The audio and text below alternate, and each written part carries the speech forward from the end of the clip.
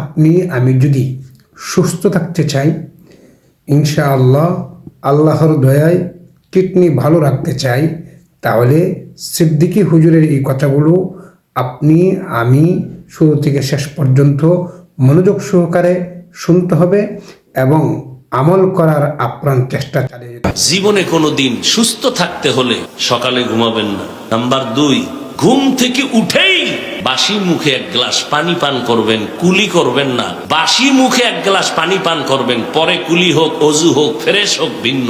Number 3, মৃত্যু পর্যন্ত কোনোদিন পানি দাঁড়াইয়া পান করবেন না।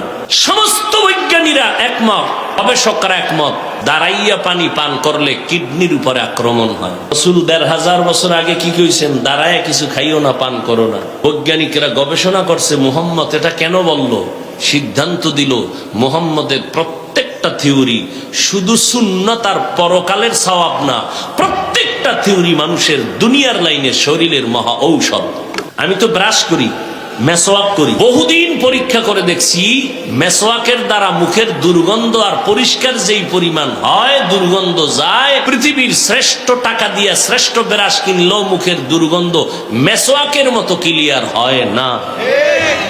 আল্লাহ পাক আমাদের সকলকে সুস্থতার সাথে নিরাপদ হায়াত দান করুন, আমিন।